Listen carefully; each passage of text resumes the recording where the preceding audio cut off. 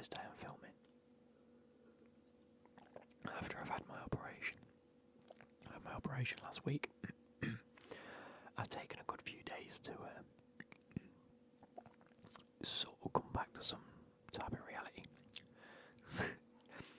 I have literally about 5 minutes ago taken all my meds for the morning. So, expect them to kick in now. Which they probably are doing because I'm a little bit spaced out.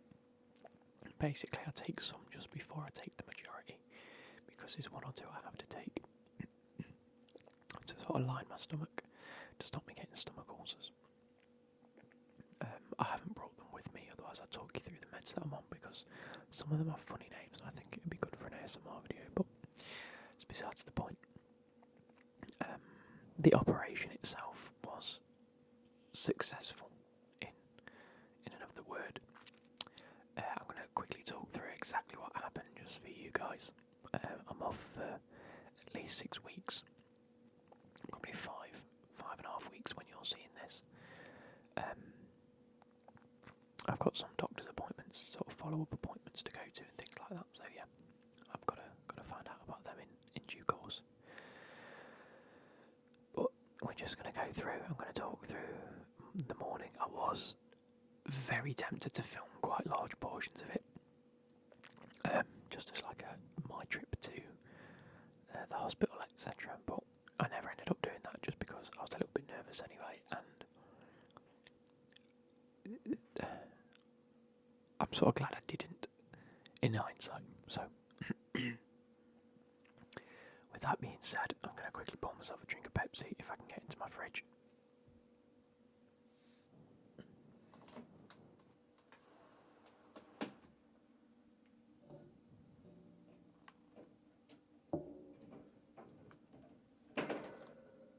Whoops. Here we go. I've got my cold Pepsi out of the fridge. I've got a nice little sippy cup that I've been using. Oh, it's got something in it.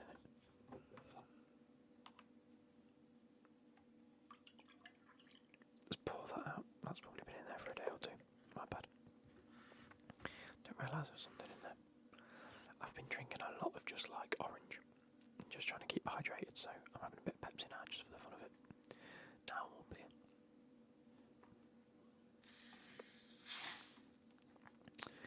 I definitely wanted just to record today just so I can sort of get back to normality a little bit. Truth be told, I've been playing a lot of World of Warcraft. You guys know I love World of Warcraft. It's a game I've played for years. Never taken it like 100% seriously, but still played it nonetheless as sort of like a casual gamer. However, the new patch, The War Within, looks really, really good. We've got a few new lads at work that have played WoW for a long time, so I've been playing with them. Why is my microphone going funny?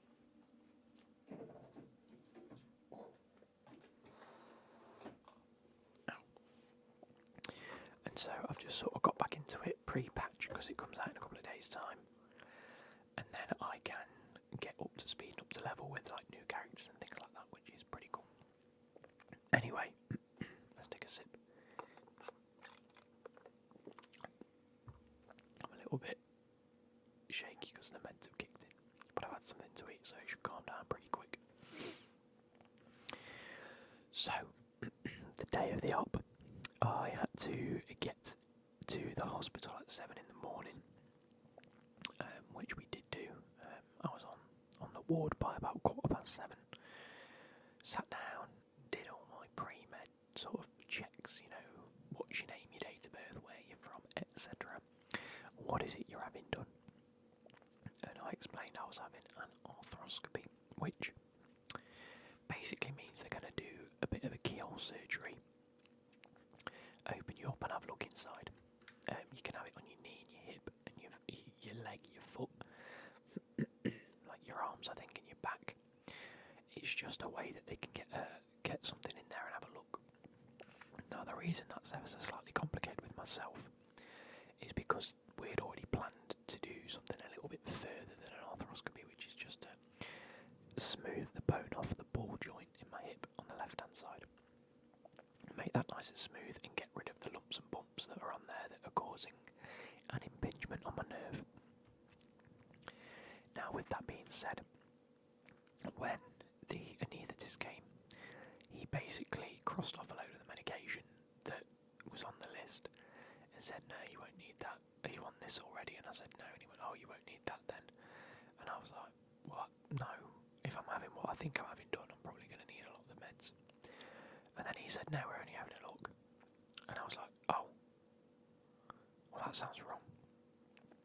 So immediately, I was like, something's not right here. So I said, I need you to go and speak to the surgeon just to double check that what I'm having done is what I'm having done, because there's no point in being here if it's not what we've discussed. That then turned into another anaesthetist coming and saying, yeah, we're just going to, basically, we're only going to give you local, we're not going to put you under, because you don't need it. And I was like, he has definitely told me I'm getting put under, one, because I'm not good with pain and just that side of things anyway, so it's easier just to knock me out. And two, he said it's going to be way too involved to not knock me out. This was all in my pre-op a couple of weeks ago, and I was like, what's changed? And he was like, oh, well, we know nothing about that. And I was like, hey.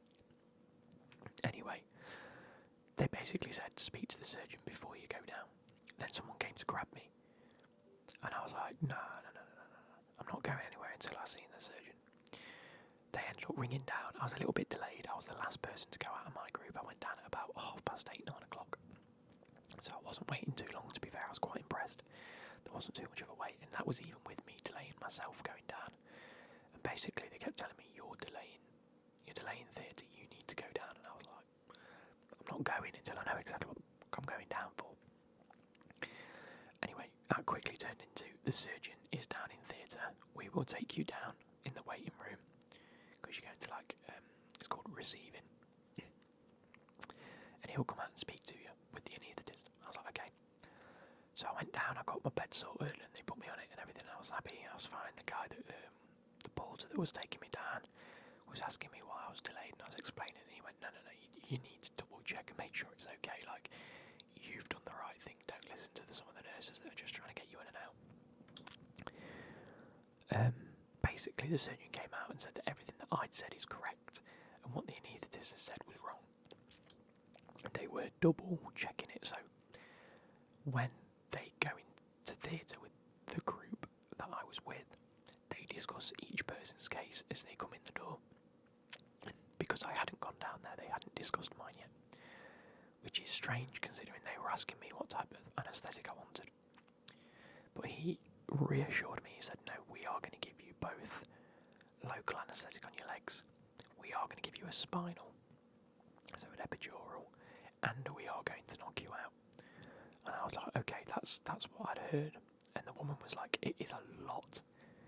That is somewhat overkill for an hour and a half worth of surgery, but given the fact that they are also shaving bone, it made sense, and that's why she got a bit confused. She usually offers one or the other. And I was like, that's fine as long as we're all on the same boat. And my surgeon was like, yes, that is exactly what's happening. We've been through this, Luke. And I was like, yeah, I know. It's just because these lot said it was different. And he said, well, they shouldn't. Now they know exactly what they're doing. It's what we're doing. I went, beautiful, thank you. And then we cracked on. So, obviously, me being very nervous with needles, already quite nervous in the morning for having the surgery, went into the anaesthetic room, sort of like the waiting room before you go into theatre. And basically the guy, one of the anaesthetic guys that I saw first, called Manny, they were actually lovely, like, I have no bad word against them. They just didn't know what was happening, and you'd think they would before the patient goes in, you know what I mean?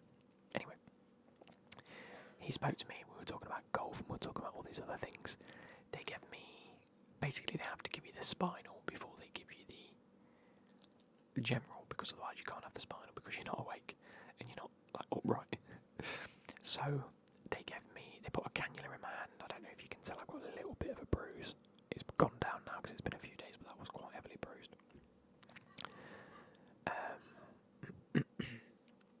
so they gave me that. They gave me a tiny bit of anaesthetic through there, just to sort of make me a little bit woozy before they gave me the spinal, because they said it does help. I'll be awake and I'll be nice, but it would just take the edge off it. So they gave me 2 locals in my back to numb my back, and then they gave me a spinal injection. It sounds bad, but it's probably the easiest injection I've ever had in my life. Like, I didn't feel a thing. And very quickly your legs go numb, and it's just like, you're lying there going, yeah, I can feel that going now. And then they basically just say, lie down, and you're just like, off you go. Anyway, so I had that. I was lying on the bed, and then they said, we're just going to up your dosage. You're going to drift off very quickly, and then you're going to have the surgery, and next thing you know, you'll be waking up. Brilliant.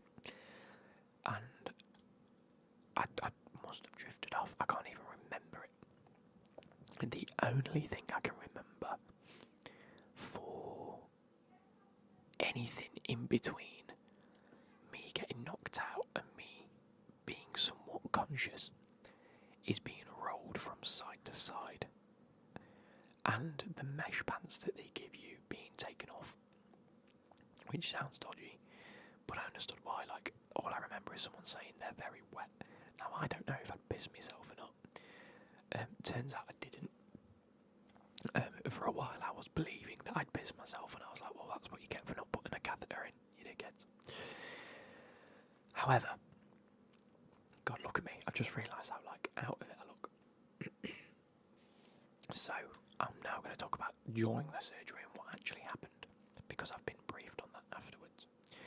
So, we all know that I have a hip impingement of the nerve. The bone's not the right shape, and it catches on the nerve. That and borderline dysplasia. The surgery I had last week was to fix the impingement, to stop it impinging on the nerve and causing me pain. That was heavily successful.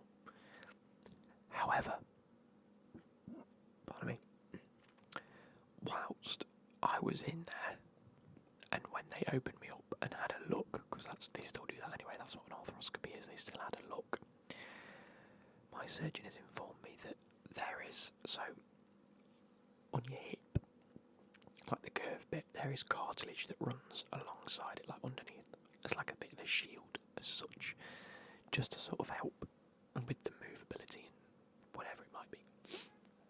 And it's like a big round seal. Now, I had a significant tear going through that, and a bit of it was flapping like that. Imagine it had just come in. Now, I can't remember exactly how he described it. I have got a voice note with all of his information, but basically, imagine like a glue. It's not a glue, but the glue keeps the cartilage to the hip, and all of it was still glued bar this little flap that had come away, and that had been in my hip joint for the past 9 months-ish. It's not present on an MRI that I had done in December. However, it is present when they open me up. So at some point between December and now, that tear will have happened, and it'll have been causing issues in my hip. It could be that the impingement on the bone has just worn it away as I've been moving, and it's just slowly ended up coming away. Or it could be that I've fallen over, or I've had some sort of injury, and it's just happened. He was surprised it hasn't caused me more pain, but it would explain a lot of the pain that I am getting and why it's so irregular, like it's just so random sometimes. And it's just, as it's been catching and as it's been flapping away, it's sometimes been cool. So that's that side of things. In terms of what they found, they had to repair the cartilage to a degree. They can't actually repair it as such, but they basically cut away the bit that was flapping and remove that, because you can't do anything for it. He explained to me, you can't always heal the damage that's already been done. We can try and prevent anything further, which is what they've done by cutting away the flap, so the rest of it is still sealed. And then over time, it will heal and I'll get better, and I'm on certain tablets that help cartilage repair and just things like that. But there are certain things that they can't just glue it back on, if that makes sense, and hope it repairs. That's not what they can do. So that had to come off. And then the rest of it was shaved off as per expected, which is good. So they stitched me back up. I'm all happy days. So now I've woken up from the anaesthetic. He's come and told me this while I'm like this. So he ended up coming back a little bit later to inform me, because he asked me what I remembered, and I said nothing. I remember you coming in and speaking. I can't remember anything that was said. So he said that's fine. Now it turns out they remove a lot of fluid from your hips while they do a lot of these operations, and then they pump a load back in, like they pump a load of fluid, which is why my hip was so swollen, because it was all fluid, and which is why part of my leg's still numb now, is because there's just fluid there, so I can't really feel anything, which makes a lot of sense. But yeah, that will slowly get taken back in by my body, and that fluid will be like, drawn in and dissolved and things like that. Anyway, so I wake up, I'm now back on the ward, and it's a case of once you can feel your legs again, you're happy to go home. We're happy for you to go home. Happy days. So I'm lying there and I'm like, right, I haven't had a catheter in, which I thought, there'd been a big debate by everyone, by like me and my family and work and things like that, who'd all said, yeah, you're probably going to have one in. Oh, Mate had. It was an hour and a half operation for the arthroscopy. I was in there for 4 hours in the end, because obviously they had to do that extra repair, and they had to spend an extra 2 hours making sure that, the cartilage repair was okay. So they gave me another 2 local anaesthetics in my legs. So that's 4 I'd had in my leg, 2 in my back, a general, an epidural, and they'd given me a further muscle relaxant just because they needed me as still as possible. And they needed everything around that area just to be completely still and relaxed and malleable, so they could move my hip out and pop it out and things like this. So that leads me on to this. I needed a wee. I woke up and I was like, okay, I need a wee now. I can't feel the bottom half of my body, but I feel like I could do with a wee. So I spoke to one of the nurses, and she was like, yeah, I'll get you a cup, because I doubt you'll be able to stand up. So she gave me a cup. Couldn't wee. I couldn't, I had no control over the bottom half, so I couldn't, activate me having a wee, if that makes sense. And then that's when the surgeon came back the first time, and I basically said to him, I'm going to need another 10 or 15 minutes because I'm struggling to wee here. I won't be able to concentrate.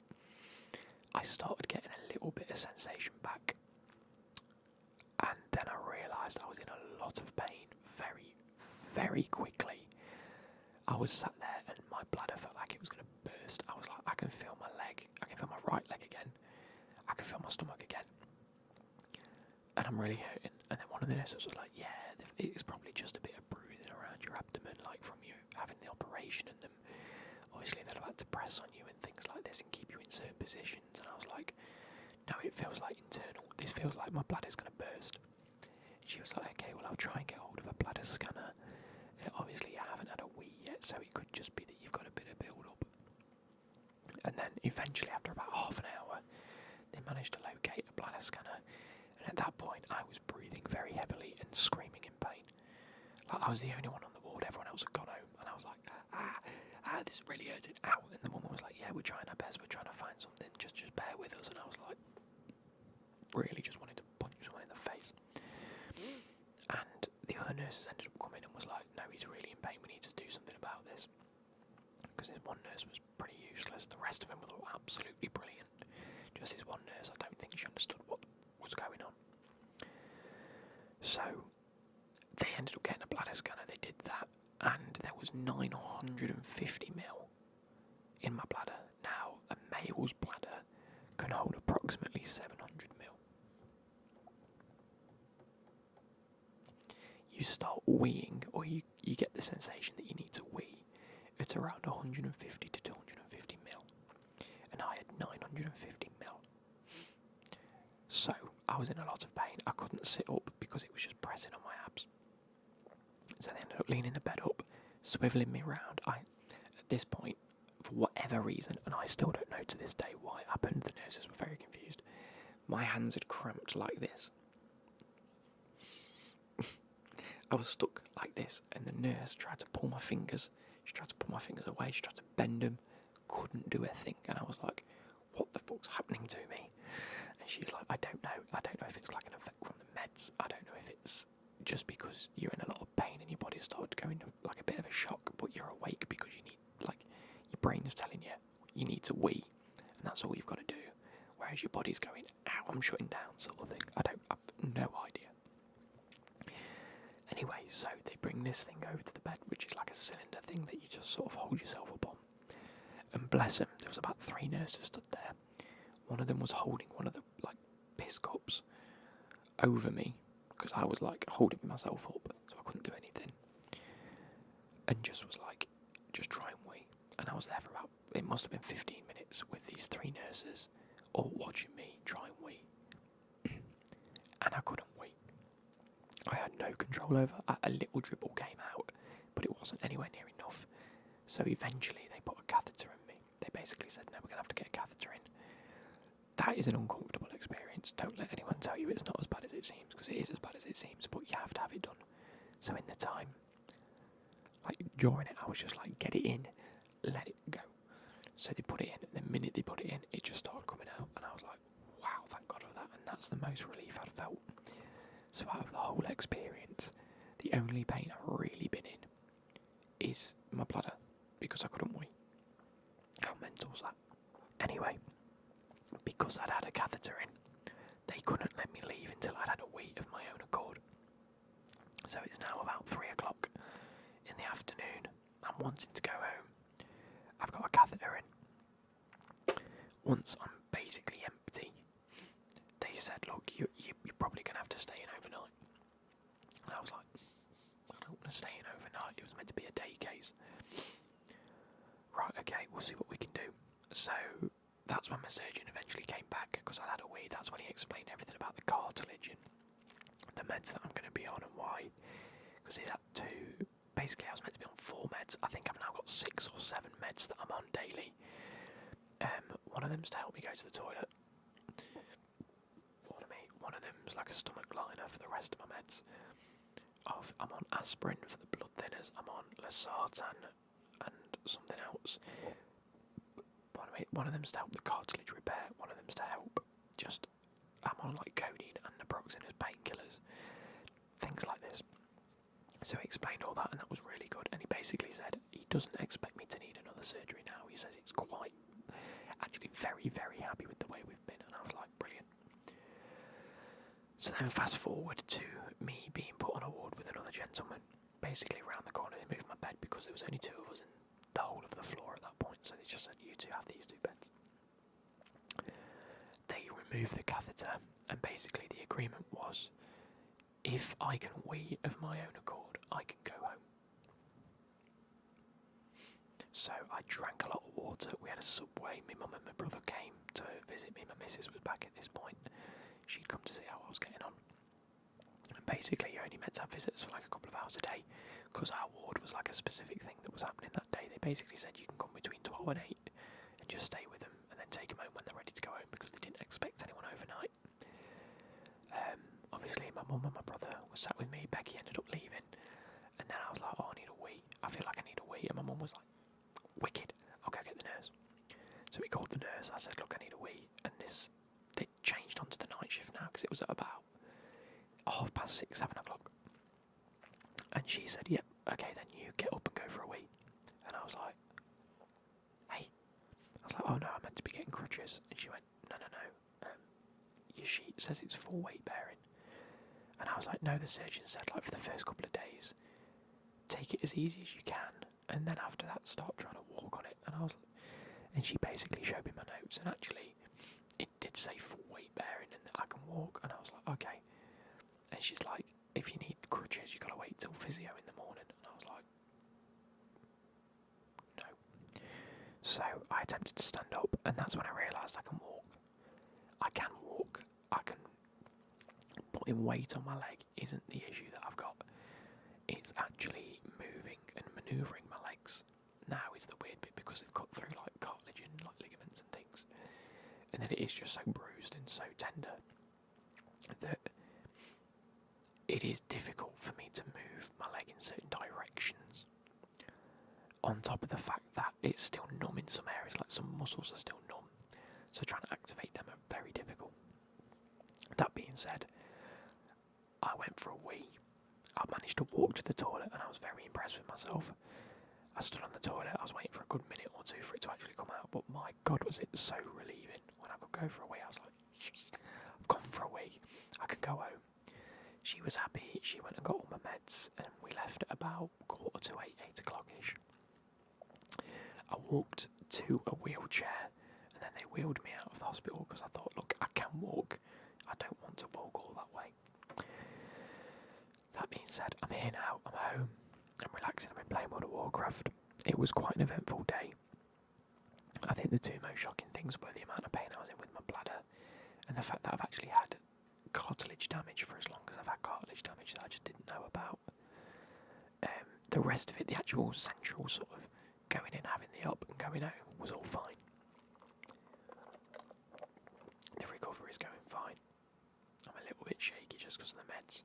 Obviously I'm struggling to have a shower and things like that. I've had a shower yesterday, like a body wash, and they stuck my head under the thing. I can sort of prop myself up, but I can't get it wet because I've still got the top dressings on. The dressings below are fully waterproof, but they're only like splash proof. They're not like have a shower with them on. It's like, yeah, just it's not bad getting it wet, but try not to, sort of thing. Anyway, I've got a little bit dizzy, so I'm gonna get going. I've recorded myself. I probably won't remember doing this in a day or two's time, but I'm gonna sit and edit the coughs that I've had because I've coughed a few times. I hope you guys have enjoyed this, and I'll catch you later. Goodbye.